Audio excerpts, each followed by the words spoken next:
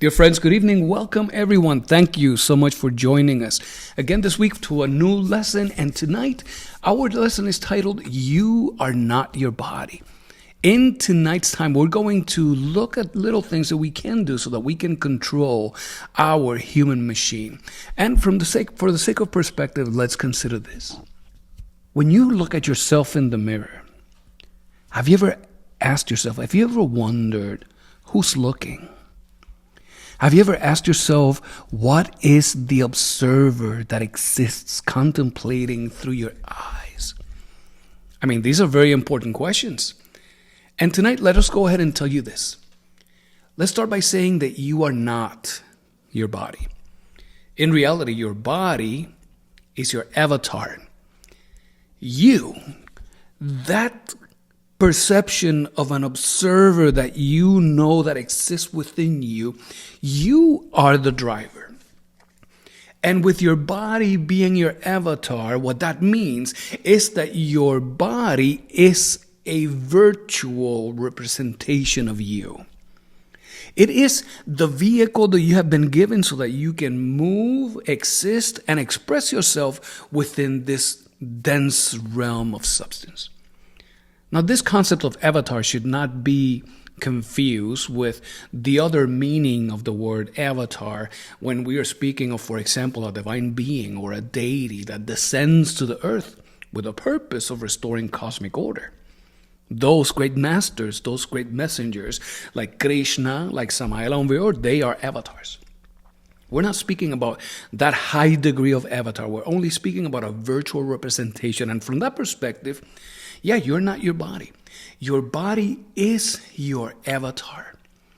And it so happens that originally, these physical forms, they were endowed with superior faculties. They were capable of manifesting superior abilities. Think in terms of telepathy, the ability to perceive the thoughts, to communicate with someone else at infinite distances. Think of clairvoyance, the ability to be able to see the things that the eyes of the flesh cannot perceive. Think in terms of clairaudience, the ability to hear, to listen to those things that escape the ears of the flesh. Those were great faculties, but now they are all lost. And what exists within us, all that is left right now that is divine within the body, is that thing that you perceive as a profound observer from your heart. That is your consciousness. That is the essence. That thing is an emanation from the human soul of your spirit. And as an emanation of your spirit, it carries in potentiality all of its abilities, all of its faculties, all of its powers, all of its laws. And all we must do is work with them. And to work to create and enable those, we have been given these human physical bodies. And so we tell you, well, welcome to your human machine. If we were going to put these things in perspective on what we are today, because we know that we are a compound multiplicity of a body, a consciousness, a soul, we have a personality, we have all of these things. Well, how can we identify these? Well, let's consider for a second that your body is your hardware, that your mind is similar to what would be your operating system, that your emotions are your user interface with the environment, that your consciousness, that divine aspect within you, that is the user. And this physical body that we have been given, well, is designed so that it can exist in this environment and under these conditions. It can exist in a world like this one, where we have so much pressure of air and coldness or heatness, etc. And this is how the body can work. And so this is why our bodies look the way that they do. And we shouldn't be surprised if we were to come across a being from another planet, if their skin were different, because the conditions there are different. But regardless of how those differences may manifest, latent within the body exists a tremendous amount of untapped hardware. Within the body, there are creative powers. These powers are available to the consciousness. Within the body, there is a substance that is a malleable liquid glass that the alchemists used to call the ens seminis.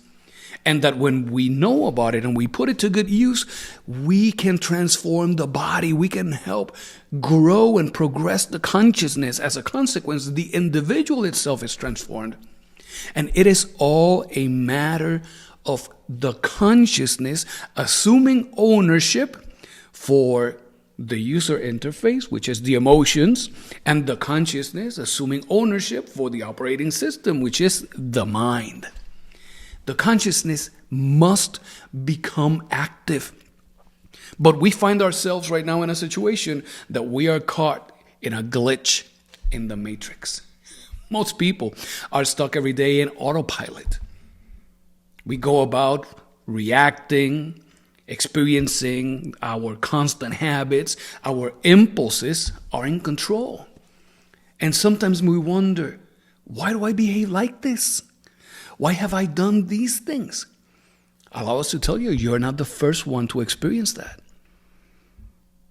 In the letters to the Romans, we find in the sacred scriptures, the Apostle Paul says, and listen to this, "For I do not understand my own actions. For I do not do what I want, but I do the very thing I hate." He even says, "For I have the desire to do what is right, but not the ability to carry it out." So if you have ever felt just like that, welcome to the club. The reason behind this condition is the many psychological aggregates that are the consequence of us misusing our creative power. These psychological aggregates that we carry within, these are our defects. And you're familiar with these. You have heard these before. These are resentments. These are vengeance. This is hatred.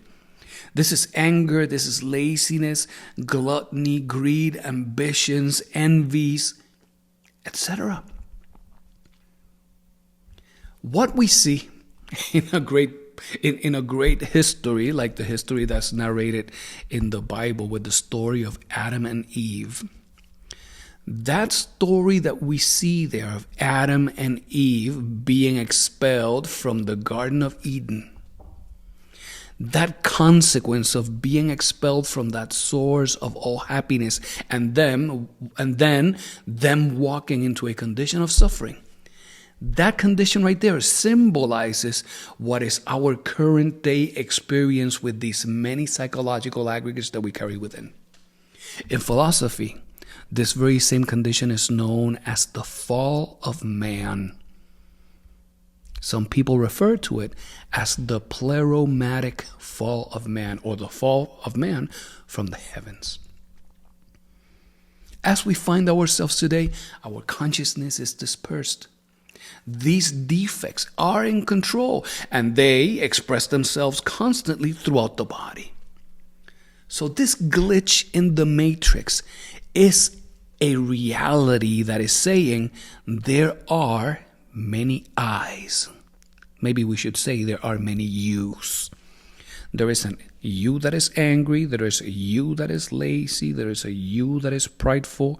There is a you that gets its feelings hurt sometimes. There is a you that has self-considerations, and so on and so forth. The list is so vast that Samael Aumbeor says, if we had 10,000 tongues and a pallet of steel, we would still not be able to enumerate all these defects. So this is the glitch in the matrix. Within us, there is an observer that is there, that perceives. And even though it is there, it is struggling because we end up doing things that we don't want to do. And sometimes the things that we would like to do, we just don't get them into action. And we do things that sometimes surprise us. This is the fundamental glitch. And we must then exercise some dominion over this physical body that we have been given. So what is this human machine? The goal is for us to once again empower the consciousness to be in charge of the human body. This human body is a complex machine that is made up of systems, organs, electricity, fluids, consciousness. Not only we have a physicality, but this body operates by electrical impulses that are distributed throughout the nervous systems. There is a central cerebral spinal system. There is a primary distribution of these nerve channels that go from the spine alongside each side of the body. And this nervous system is intimately associated to a grand sympathetic and a parasympathetic nervous system. One of them is responsible for activities of fighting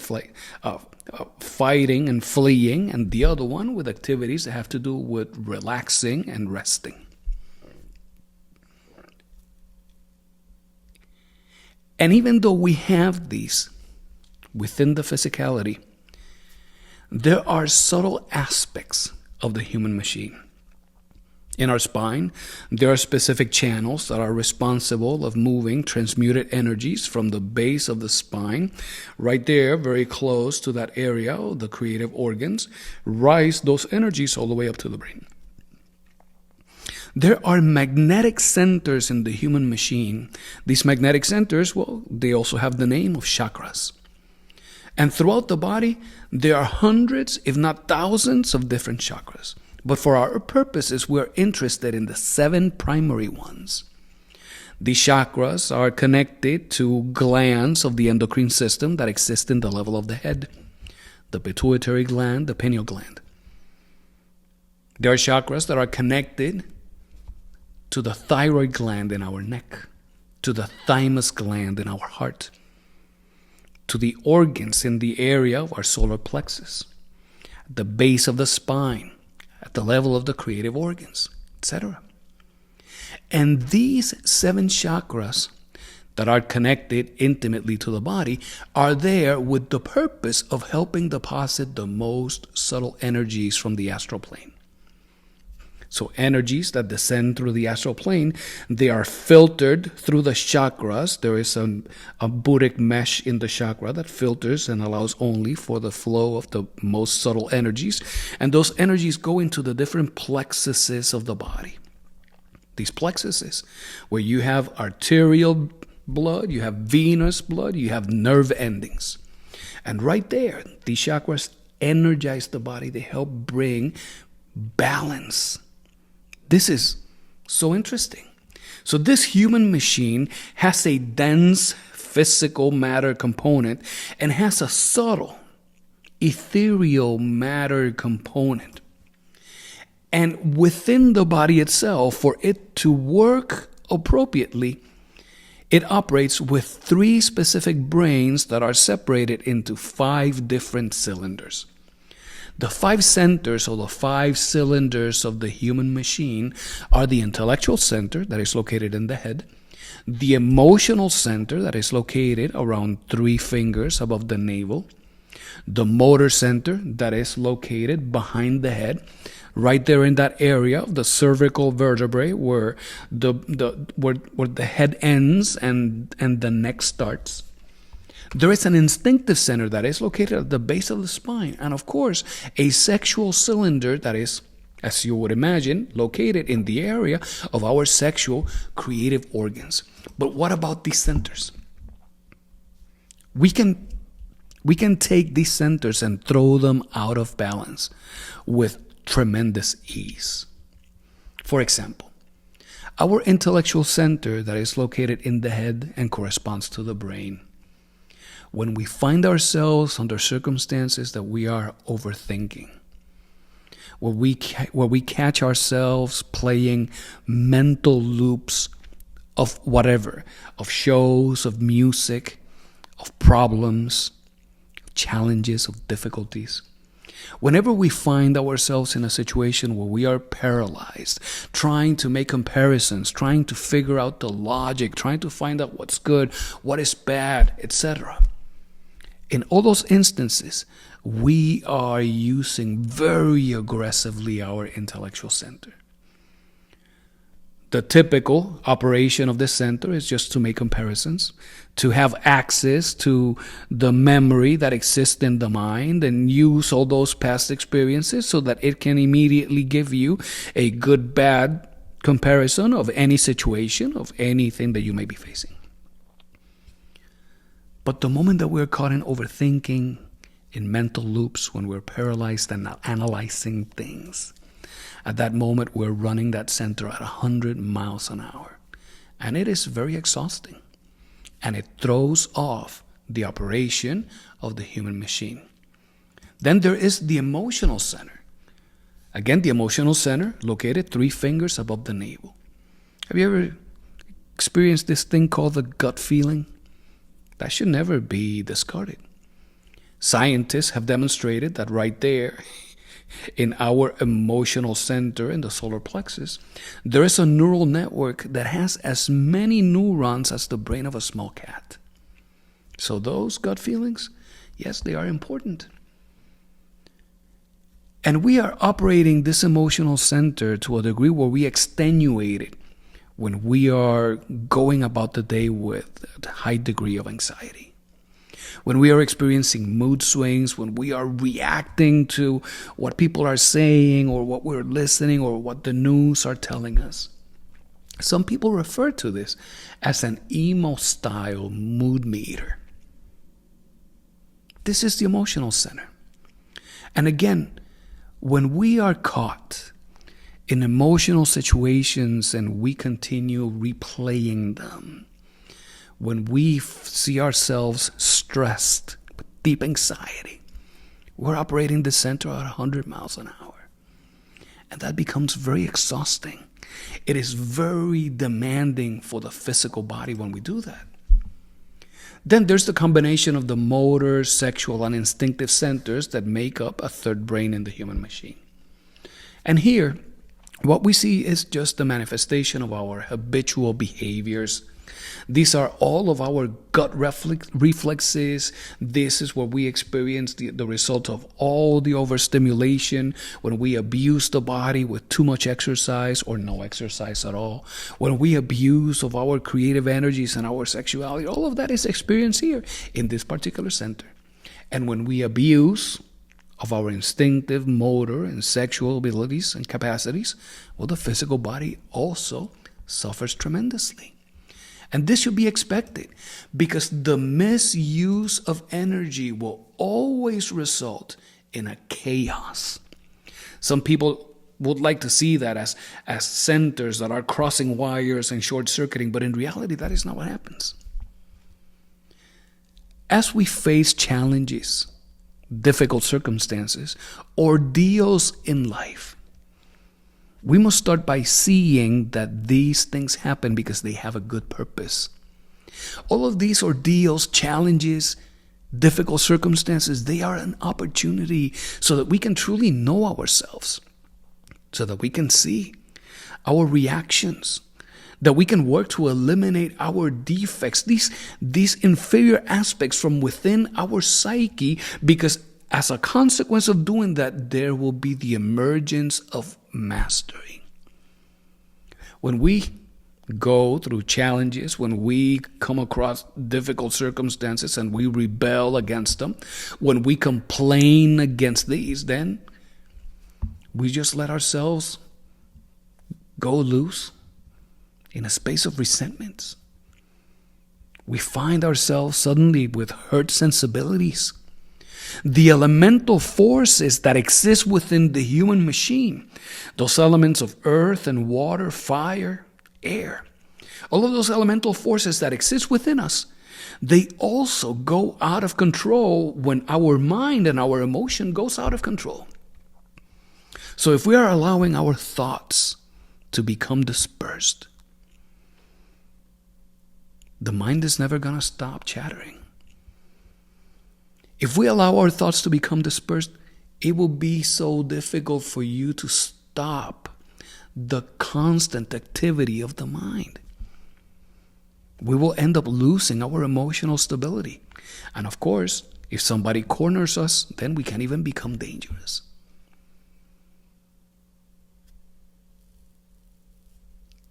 The Apostle Paul says, I want to do better, but I don't. And I guess to a degree, any one of us knows that we can do better, but in reality, we also don't. Some instances, we may find ourselves even doing things, saying things that we later regret. But deep within each and every one of us, there is an inner force. It is a power that seeks to guide us. And every one of us has had the opportunity to listen to that voice, to experience it. Even though we have moved forward confused and we have ended up doing other things, we have been able to experience that inner guidance. And for all practical purposes, we could say, if the matrix is glitched, there must be a hack somewhere. And maybe we can say this is how you're being hacked. We're being hacked with algorithms, with social media, with a constant exposure to an electronic device that will tailor the content that you receive to your personalized likes. It will connect you with people who think like you, who feel like you. It will move all of you together in a way that will invite you to be discovering new interests. And all along, somebody out there is cashing in on this manipulation. This manipulation is so intense that it will even shape the public opinion. All of these algorithms have us enslaved to the connection to some kind of ethereal realm that is the internet through algorithms that are constantly triggering dopamine loops in the brain. It is inviting us to be over-consuming content. And because of that, the brain does not stop its chatter. The emotion is always stressed. And the other centers, the motor, the sexual, and the instinctive, they're constantly being overstimulated. We are being run by impressions. We're constantly reacting to things that we do not consciously choose. I mean, news headlines, dramas around us, TikTok, whatever shows in a short, all of these things. And while we are being stimulated like that, situations will continue to happen around us. People will say things about us. You will catch yourself saying things about people. People will accuse you. You will be accusing others. And at some point, somebody's going to be making a mistake. Sometimes you will make a mistake and you will be judged because of it. Other people will judge you. You will judge yourself. While these dramas are unfolding, we try to take shelter in the dopamine rush that we get through these devices. So we just continue getting exposed to the news. We continue seeking an exposure to social media, to the beat of music, and all along, our human body continues to receive nonstop all of these impressions through the five senses: the eyes, the ears, the smell, the taste, the sensation of touch. But if we were present, if there were a way in which we could be conscious of these things that are happening, we would notice the moment that our mind tries to go and wander and go somewhere else. But if we're not, and we drift with the thinking, and we drift with the reactions to all of these impressions, well, as a consequence, all of our defects are going to continue in charge of the human machine. And we'll continue dominating our body. And we will continue losing our energy on a daily basis. Every time we get angry, there's an energy leak. Every time we get lustful, the energy is wasted. Every time there is mental chatter, the energy is going to continue to be wasted and leaked. And that energy bar of ours, that battery meter, is going to continue draining and showing that every time we have less to move on. Friends, for as long as we continue operating like this, all our creative powers are going to continue flowing through the incorrect channels of the body. As a consequence, the anger is going to get stronger. Our laziness is going to get lazier. Our lust, more lustful. Our ambitions are going to fall into the deep space of greed.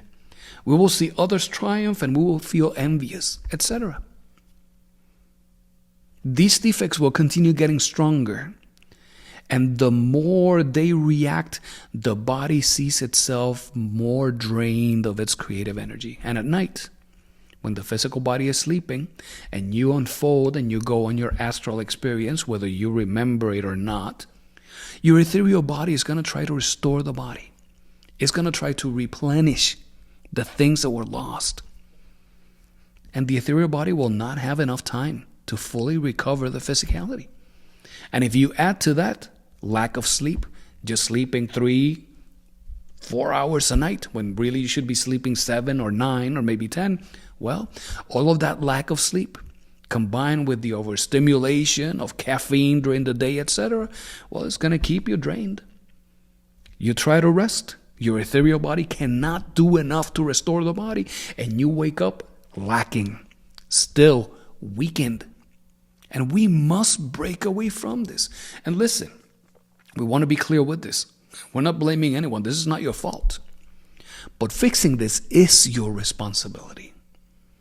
It is time for us to do something about this. If you're here today, it is because there is a magnetic center within you that is active and it's seeking to become liberated. Friends, if you're here today, it is because there are cosmic forces that are descending and reaching you through those chakras, stimulating those glands of the endocrine system, inviting a different response, and all of that is driven by the inner Christ.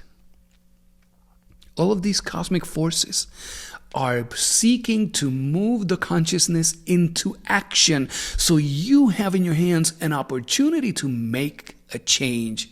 And we tell you, it is time for us to take control.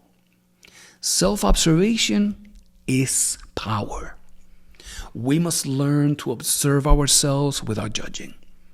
Sometimes we think about things that we said, things that we did, and 20 years later, you're still feeling bad about it. No. Sometimes you wake up at 2 a.m. thinking about something that you said 5 years ago and you cringe. No. We must learn to observe this without judging. We must learn to watch our thoughts, our feelings, our reactions.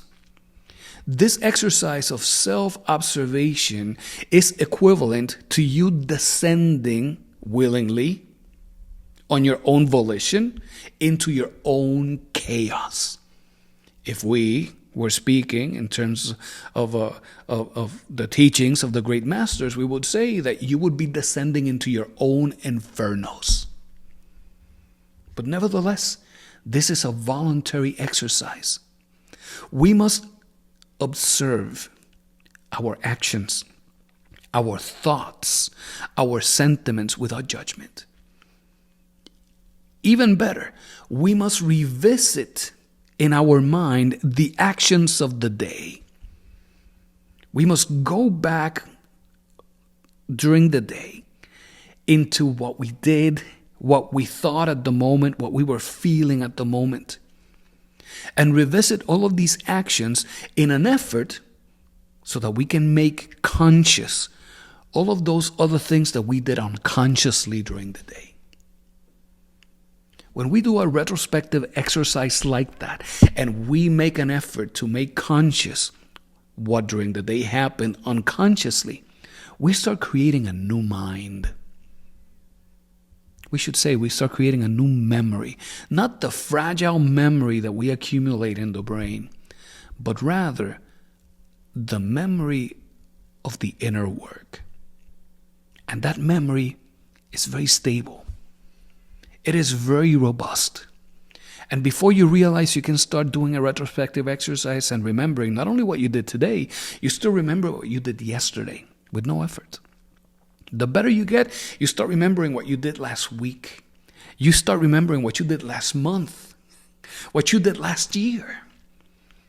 And so that memory of the inner work continues to strengthen and it continues to grow. Self-remembering is key. Not only remembering in an exercise retrospection, but also you must be aware of your presence here and now. Friends, we got to make an effort every day so that we can be grateful for every new opportunity that we're given. Every day, we must make an effort to be respectful of the beauty and the miracles of creation. Every day, we should be able to venerate the sacrifices and the work that has been done by so many great men and women, sacrifices for humanity. The great work of the masters. We should even make an effort to be of service to others. Because when we do this, our creative power starts flowing in a way that is different. Instead of going down the wrong channels, our creative power starts flowing inward. And when you embrace the super dynamics of love, when you seek to eliminate within you anything inferior that exists within your psyche, friends, at that moment, your creative powers, those creative waters, they start transforming. If we were alchemists, we would say your creative waters will start transmuting. And as that happens, the virtues, the faculties, the powers of your being, they start becoming manifest through you. As you become an instrument of service to others, you slowly but surely start becoming a fine and delicate instrument at the service of your innermost. And so there is something that you can do here every day. You must strive to bring control to each and every one of the centers. In the morning after you wake up, as you're making ready for the day, as you're having breakfast, as you're walking to school, as you're driving to work. At midday, as you're working, when you're having lunch, observe your thoughts, your sentiments, your behaviors when you're handling that food. At night, when you're getting ready to go to bed, make the effort of seeing which center was dominating that day. Were you trapped in the space of the intellect? Because if that's the case, we're unbalanced and we must bring balance. If you're trapped in lower emotions, well, you're unbalanced and we must bring back balance. So listen to some classical music. That music that feeds the superior emotional, the superior intellectual centers, so that it can bring balance to you. Rather than spending time in front of the TV, read a good work of literature so that you can bring balance into that intellectual center. Go out for a brisk walk. Do some yoga.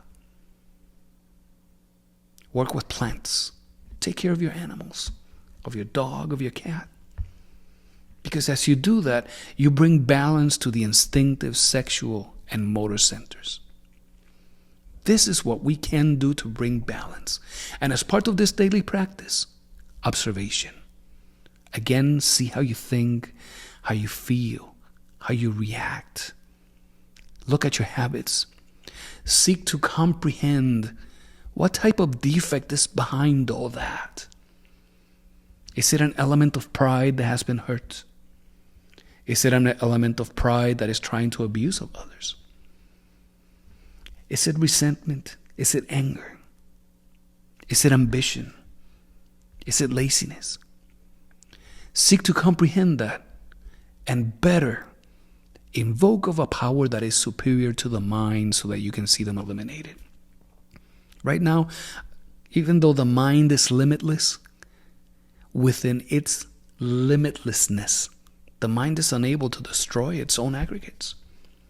We always invoke a power superior to the mind, and that is what in the Hindi tradition is known as Kundalini. You invoke the power of that eternal feminine principle of nature, our Divine Mother.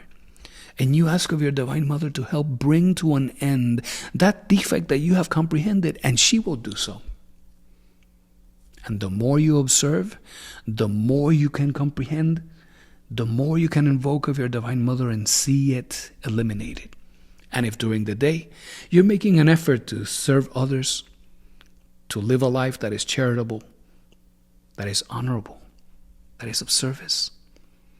We are making a deliberate effort to stay away from negative emotions. Then you have enough alchemical water ready for your Divine Mother to use it as part of that exercise of transmutation and bring about an end to those particular defects. Friends, when we do this, we start creating good habits while we are awake. And those good habits help us train the machine.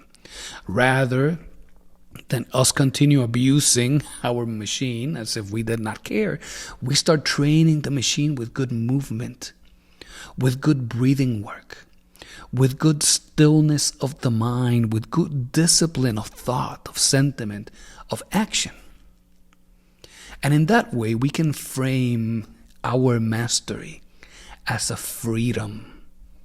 We don't have to see all this as extra work, as to-do list, as if it were some kind of restriction. No. This is what slowly moves us into that space of freedom. This is our way towards regaining our inner happiness, our freedom, and our peace. So, conscious use of energy will always result in an internal transformation.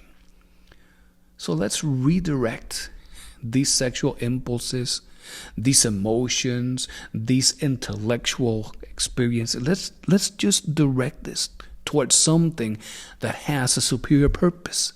Let's start by asking ourselves, who's driving? So that it's not a defect.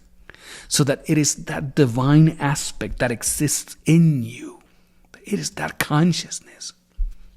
And remember, you're not the machine, but the one who awakens within it. So here's a good challenge for you. How about we dedicate the next 7 days just to do some good observation? Let's observe how we think, how we feel, how we behave. Let's start giving our consciousness an opportunity to empower, to assume ownership of this human machine, assume ownership of our thoughts, of our sentiments and our actions. And you'll see how we can all make a good difference. So, dear friends, this is what we wanted to share tonight with you. This has been an adaptation from a lecture in the early 1970s that Samael gave to a group of his advanced students. And we're offering it today for us here at the beginnings of the 21st century. So here, you're not your body. Let's go ahead and take control of our human machine. Dear friends, thank you so much for joining us this evening. Thank you for your generosity. May all beings be happy.